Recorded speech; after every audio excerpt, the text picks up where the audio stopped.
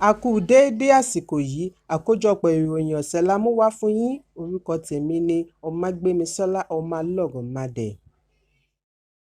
Gómìnà ìpínlẹ̀ Ọ̀yọ́ Ṣèyí Mákindé ti kéde wípé ẹnikẹ́ni tí ó bá lọ́wọ́ nínú gbígba owó rìbá nídìí yíyan Aláàfin Ọ̀yọ́ tuntun yóò fi ojú winá òfin. Gómìnà sọ pàtàkì àpèrè Aláàfin, ó ní kì í ṣe fún ìpínlẹ̀ Ọ̀yọ́ nìkan ṣùgbọ́n fún gbogbo ìran Yorùbá. Fún ìdí èyí, lábẹ́ ìṣèjọba rẹ̀ ni ó fi sọ gbangba wípé àpèrè Aláàfin kì í ṣe fún títà, kì í ṣe àpèrè tí ẹnikẹ́ni fi ń ṣeré. Mákindé sọ ọ̀rọ̀ wọ̀nyí níbi àgbékalẹ̀ ọ̀pá àṣẹ fún Aláàfin Ọ̀yọ́ tuntun Ọba Abímbọ́lá Akeem Owóadé.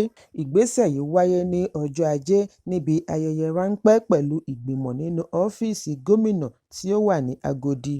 Lára àwọn tí ó wà níbi ayẹyẹ yìí láti rí igbákejì gómìnà Báyọ̀ Lawal, agbẹnusọ àná fún ìpínlẹ̀ Ọ̀yọ́ Sínátọ̀ Monsurat Sumonu, àwọn olóyè láti ìlú Ọ̀yọ́ àti àwọn adarí ẹ̀sìn. Fìjìláńtẹ́ mẹ́rìndínlógún ni a gbọ́ wípé àdó olóró ṣekú pa ní abúlé Kakindawa, ìjọba ìbílẹ̀ Maradun, ìpínlẹ̀ Zamfara. Ìwádìí jẹ́ kó di mímọ̀ wípé ìṣẹ̀lẹ̀ yìí wáyé ní ìrọ̀lẹ́ ọjọ́ Àbámẹ́ta bí àwọn fìjìláńtẹ́ ṣe ń lọ abúlé Tunga Kara nítòsí láti lọ ṣe ìrànlọ́wọ́ fún àwọn tí adàlúrú ṣe ìkọlù sí. Gómìnà ìpínlẹ̀ Zamfara Sulaiman Bala náà fìdí ẹ̀ múlẹ̀ ìkọlù iléeṣẹ́ ológun àti ìṣekúpa ará ìlú. Bala ṣàlàyé wípé àwọn gba àkọọ́lẹ̀ lọ́nà méjì lórí ìkọlù àdó olóró Operation Fansanyama lópin ọ̀sẹ̀ ní ìjọba ìbílẹ̀ Maradun àti Zurmi, bí ó ti fi ẹ̀hónú rẹ̀ hàn lórí ìkọlù tí wọ́n ṣe sí àwọn ọmọ ẹgbẹ́ Civilian Joint Task Force àti fìjìláńtẹ́ ní Tonga Kara tí ó yọrí sí ìṣòfò ẹ̀mí. Garba Umar láti abúlé Kakindawa ṣàlàyé fún akọ̀ròyìn wípé àwọn fìjìláńtẹ́ mórí lé Tunga Kara láti lọ ṣe ìrànlọ́wọ́ kí ọkọ̀ ojú òfurufú NAF tó ju àdó olóró lé wọn lórí. Èyí ló yọrí sí ikú ènìyàn mẹ́rìndínlógún títí kan ọmọkùnrin rẹ̀. Ilé-ẹjọ́ gíga ìlú Ọ̀yọ́ ti gba ìyọ̀ǹda olórí àná fún Ọọ̀ni Ilé-Ifẹ̀ Naomi Sílẹ̀kùnọlá, atọ́kùn ètò àti aláṣẹ iléeṣẹ́ ìròyìn Àgídìgbo FM Ìbàdàn Oríyọmí Hamzat àti aláṣẹ iléèwé Islamic High School Abdullahi Fasasi. Ìgbésẹ̀ yìí wáyé lẹ́yìn tí wọ́n yanjú gbogbo gbèdéke tí adájọ́ fún wọn. Lára rẹ̀ ni sísan mílíọ̀nù $10 onídùúró méjì tí ó gbọ́dọ̀ jọ̀wọ́ ìwé ilẹ̀ rẹ̀ sí ilé-ẹjọ́. Àwọn afẹ̀sùnkàn gbọ́dọ̀ jọ̀wọ́ ìwé ìrìnnà sí ilé-ẹjọ́, wọn kò sì gbọ́dọ̀ fi ààyè gba ìfọ̀rọ̀wánilẹ́nuwò títí ìgbẹ́jọ́ yóò fi parí. Ikọ̀ ọlọ́pàá ìpínlẹ̀ Nasarawa ti fi ọwọ́ ṣìkún òfin mú olórin ẹ̀mí kan Tìmílẹ́yìn Àjàyí lórí ẹ̀sùn wípé ó ṣekú pa ọ̀rẹ́bìnrin rẹ̀ ẹni ọdún 24 tí ó jẹ́ ọmọ ẹgbẹ́ agùnbánirọ̀, ó sì tún pín ẹ̀yà ara rẹ̀ wẹ́lẹwẹ̀lẹ. Ìwádìí jẹ́ kó di mímọ̀ wípé àwọn èrò ilé ìjọsìn kan nítòsí ni wọ́n ṣe àkíyèsí Àjàyí tó ń rìn pẹ̀lú ìfura pẹ̀lú pólíbáàgì lọ́wọ́. Lọ́gán tí ó ju báàgì yìí sínú odò ni wọ́n súré ṣe àwárí báàgì ọ̀hún nínú odò. Títú tí wọ́n tú báàgì ni wọ́n bá orí ènìyàn níbẹ̀. Alukoro iléeṣẹ́ ọlọ́pàá Ransel Rahman náà fìdí ìṣẹ̀lẹ̀ yìí múlẹ̀. Ó ní bí wọ́n ti fẹ́ dáwọ́ jọ lu Àjàyí ní ikọ̀ ọlọ́pàá rìn sásìkò gbà á kalẹ̀ lọ́wọ́ àwọn tínú ń bí. Ìwádìí wọn tọpinpin ẹ̀yà ara yòókù dé ilé Àjàyí, wọ́n sì bá a níbi tí ó tọ́jú rẹ̀ pamọ́ sí nínú àpò. Ọjọ́ Ajé ni ilé-ìgbìmọ̀ ìpínlẹ̀ Èkó yọ agbẹnusọ Mudashiru Ọbásà nípò lórí ẹ̀sùn àṣemáṣe.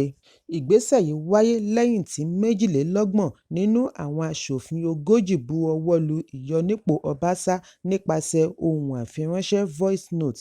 Lẹ́yìn tí wọ́n yọ Ọbásà nípò ni wọ́n fi igbákejì rẹ̀ Ìyáàfin Mojísọ́lá Lasbat Meranda tí ó ń ṣaṣojú Àpápá Constituency 1 rọ́pò rẹ̀.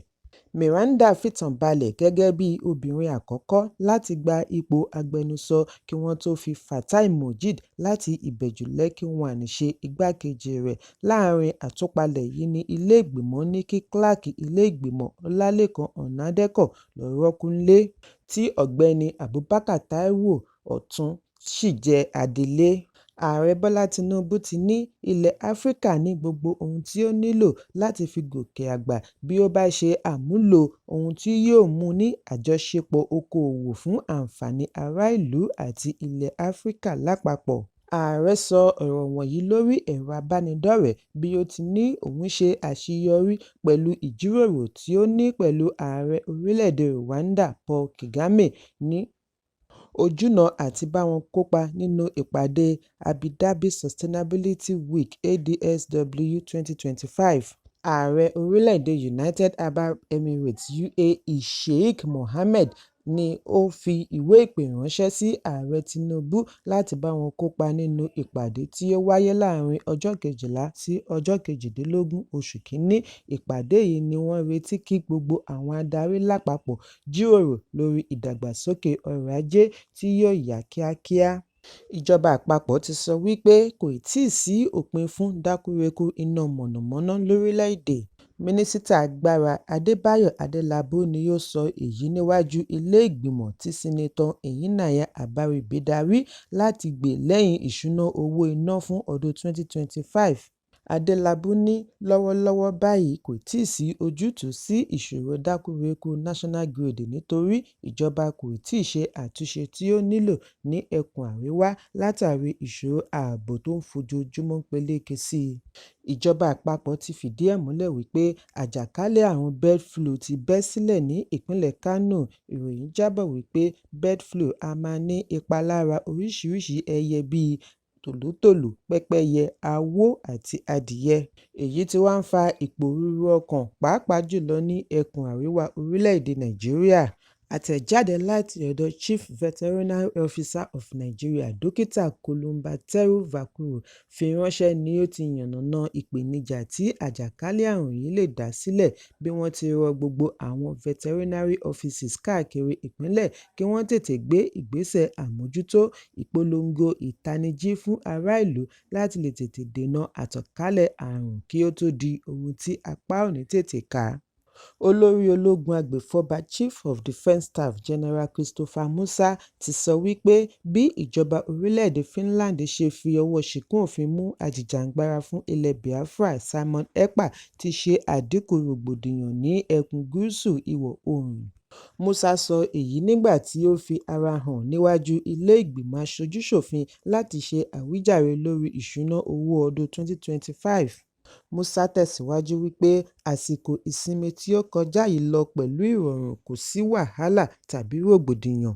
Èyí mú kí ó ṣeé ṣe pẹ̀lú ìgbésẹ̀ Operation Udoka láti olú-ilé-iṣẹ́ ológun agbèfọ́ba. Ó wá rọ ọmọ orílẹ̀-èdè kí wọ́n mú ètò ààbò lọ́kùnkúndùn nítorí kì í ṣe ojúṣe iṣẹ́ ológun tàbí agbófinró nìkan. Ààrẹ Bọ́lá Tinubu ti gbóríyìn fún tọkùnrin tobìnrin òṣìṣẹ́ ológun tí wọ́n fi ẹ̀mí wọn lélẹ̀ fún ààbò ìlú. Àfihàn yìí wáyé lórí ẹ̀rọ abánidọ́rẹ̀ẹ́ láti fi sààmì ayẹyẹ ìrántí ológun Armed Forces Remembrance Day fún ọdún 2025. Níbẹ̀ ni ààrẹ ti rọ ará ìlú kí wọ́n jáwọ́ nínú ìwà fàákájà àti ìpínyà fún àlàáfíà àti ìlọsíwájú orílẹ̀-èdè. Ààrẹ tí yóò wà ní orílẹ̀-èdè United Arab Emirates fún ìpàdé ADSW ní igbákejì ààrẹ Kashim Shettima ṣaṣojú níbi àgbékalẹ̀ National Arcade tí ó wáyé ní ìlú Àbújá. Ayẹyẹ yìí ni àṣekágbá tí wọ́n fi sààmì ayẹyẹ ní gbogbo ọjọ́ 15 oṣù Kínní tí yóò fòpin sí ìjà abẹ́lé Nàìjíríà ní ọdún 1970. Tinubu fìdí ẹ̀ múlẹ̀ wípé ayẹyẹ yìí fi ààyè gba orílẹ̀-èdè láti fi ìmoore hàn sí àwọn ajagun-fẹ̀yìntì lọ́kùnrin àti lóbìnrin tí wọ́n fi ẹ̀mí wọn lélẹ̀ láti dáàbò bo orígun Nàìjíríà pẹ̀lú àwọn ilẹ̀ ibòmíràn. Níbi ayẹyẹ yìí ni wọ́n ti ṣe àgbékalẹ̀ òdòdó ìbọn yínyìn lẹ́ẹ̀mẹ́ta kí Shettima tó bu ọwọ́ lu ìwé ayẹyẹ ìrántí Anniversary Register. Lẹ́yìn èyí ni ó yọ̀ǹda àwọn ẹyẹlé funfun. Lára àwọn tí ó péjú-pésẹ̀ síbi ayẹyẹ yìí láti rí ààrẹ ilé-ìgbìmọ̀ Godswill Akpabio, agbẹnusọ ilé-ìgbìmọ̀ aṣojú-ṣòfin Tajudeen Abbas tí igbákejì rẹ̀ Benjamin Kalu ṣaṣojú, adájọ́ àgbà orílẹ̀-èdè, adájọ́ Kudirat Kékeré-Ẹkùn, àwọn mínísítà, olórí ológun pẹ̀lú àwọn mìíràn. Gbogbo wọn ni wọ́n darapọ̀ mọ́ igbákejì ààrẹ láti bu ọlá fún àwọn akọni tí wọ́n ṣubú lójú ìjà Fallen Heroes ní ìlú Àbújá. Àwọn gómìnà àti igbákejì wọn náà ṣe àgbékalẹ̀ ayẹyẹ ètò yìí ní ìpínlẹ̀ oníkálukú wọn. Ìjọba ìpínlẹ̀ Èkó ti ṣètò láti kó ọkọ̀ ojú irin 6 tuntun mìíràn wọlé láti orílẹ̀-èdè China láti fi ṣe àlékún ìgbòkègbodò ọkọ̀ ojú irin Lagos Rail Mass Transit. Àjọ alámòójútó ìgbòkègbodò ọkọ̀ ojú irin ni ó ṣe àfihàn yìí lórí ẹ̀rọ abánidọ́rẹ̀ẹ́ bí wọ́n ti ṣàlàyé wípé wọ́n ti ṣe ìdánrawò fún àwọn ọkọ̀ wọ̀nyí kí wọ́n tó gbé ìgbésẹ̀ àti kó wọn gba orí omi. Èyí ni wọ́n fẹ́ fi ṣe àlékún ọkọ̀ ìrìnnà kí ààyè lè wà àti parí ìpele kejì iṣẹ́ ojúnà Òkòkò-Maíkò, kí àlékún lè bá iṣẹ́ pẹ̀lú ọkọ̀ tí ó yára fún gbogbo olùgbé ìpínlẹ̀ Èkó. Owó jálá epo ti lọ sókè lẹ́yìn tí iléeṣẹ́ ìfọpo Dangote àti àwọn iléeṣẹ́ epo mìíràn kéde owó epo tuntun. Síwájú àkókò yìí ni ààrẹ gbogboògbò fún ẹgbẹ́ elépo Pengassan Festus Osifo ti sọ wípé ó ṣeéṣe kí owó epo lọ sókè bí owó epo rọ̀bì bá tẹ̀síwájú àti máa lọ sókè.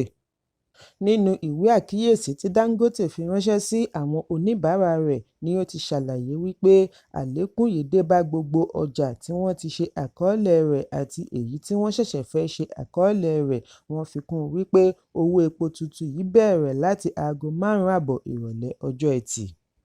Kókó ní ìwé ìròyìn tòní kò ní jù báyìí lọ. Ẹ pàdé mi ní ọjọ́ Ajé Monday fún àkọ́tún ìròyìn. Kí a tó lọ, ẹ má ṣaláì fi àkíyèsí yín ránṣẹ́ kí ẹ sì bá wa subscribe sójúnà wa lórí YouTube kí kókó inú ìwé ìròyìn lè máa tẹ̀ yín lọ́wọ́ ní kíákíá.